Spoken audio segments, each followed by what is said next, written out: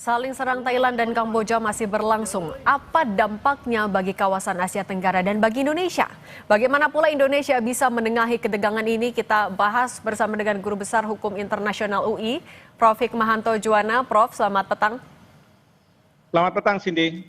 Prof, kalau misalnya melihat kondisi saat ini dan potensi eskalasi perang antara Thailand dan Kamboja, perlukah kita mengevakuasi warga negara Indonesia sesegera mungkin? Ya, tentu kita perlu melakukan evakuasi, tapi perlu diingat ya bahwa Thailand ataupun Kamboja ini kan sangat luas. Jadi yang terjadi itu di perbatasan antar kedua negara ini, dan warga kita mungkin. Prof. Hikmahanto, kita perbaiki dulu, putus-putus. Prof. Hikmahanto bisa dengar suara studio, Pak? Ada di sana, tetapi warga kita ada ininya. Tapi sekali lagi, saya ya. Oke, silahkan lanjutkan, Pak. Tadi mengingat wilayahnya besar, kemudian langkah kita harus seperti apa? Ya, jadi yang bisa dilakukan oleh perwakilan kita di Thailand maupun Kamboja memberikan travel warning dan juga memberikan informasi kepada masyarakat kita yang mungkin ada di perbatasan, karena saya tidak yakin ada masyarakat kita di perbatasan Thailand dan Kamboja ini. Jadi mereka masih di kota-kota besar, begitu. Tapi kalau mereka ada di sekitaran sana, mereka harus segera mengevakuasi diri untuk datang ke misalnya ke tempat yang sudah ditentukan oleh kedutaan besar kita. Tapi sekali lagi, ini masalahnya di perbatasan ya. Jadi ini kan kayak Indonesia kan, Jakarta sama Papua Kalimantan itu sangat luas ya. Jadi mungkin saja bisa terjadi di tempat lain begitu. Nah, Prof, sebagai ketua tradisional ASEAN, apakah Indonesia perlu turun langsung juga memediasi atau juga memberikan suaranya? Ya, pertama ya, kalau kita berperan itu tidak dalam konteks kita melanggar non-interference principle. Artinya negara anggota ASEAN tidak boleh melakukan intervensi atau melakukan tindakan-tindakan terhadap masalah domestik. Ini bukan masalah domestik.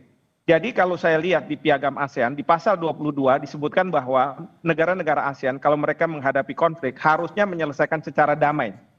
Lalu pasal 23 dikatakan bahwa penyelesaian damai ini bisa negosiasi, konsiliasi. Tapi kalau misalnya diperlukan mediasi, itu bisa. Bahkan ketua ASEAN sekarang bisa melakukan memberikan jasa baiknya untuk menjadi mediator. Nah, ketua ASEAN sekarang dijabat oleh Pak Anwar Ibrahim, Perdana Menteri Malaysia. Namun demikian, kalau misalnya disepakati atau diminta oleh Perdana Menteri Malaysia, katakanlah presiden kita yang akan ditunjuk, itu juga bisa dilakukan hal tersebut untuk memediasi.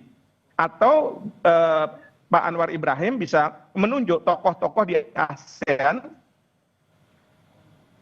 termasuk juga di Indonesia, seperti Pak Yusuf Kalla, Pak Hasan Wirayuda atau Pak untuk melakukan shuttle diplomacy bolak-balik untuk bisa sampai pada titik bahwa kedua negara harus melakukan gencatan senjata.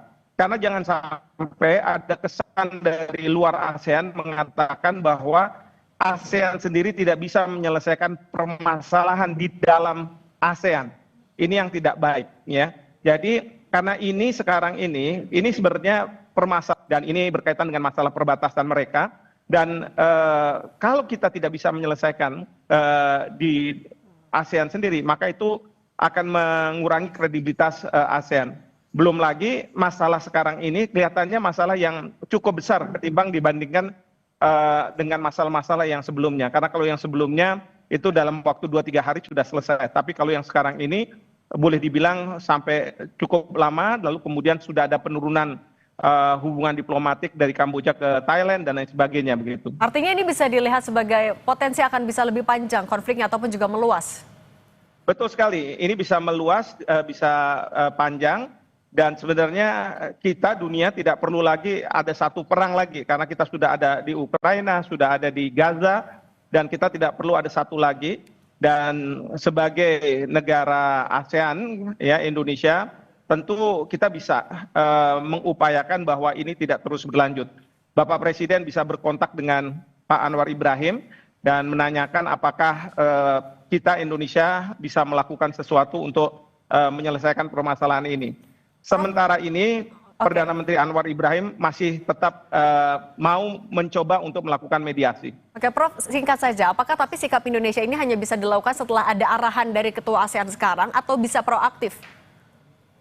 Ya, harus ada arahan dari Ketua ASEAN karena menurut Piagam ASEAN seperti itu. Jadi harus melalui mekanisme Ketua ASEAN. Demikian. Oke, baik. Prof. Hikmahanto Juwana, terima kasih sudah berbagi di Kompas Petang. Sehat selalu ya, Prof. Terima kasih.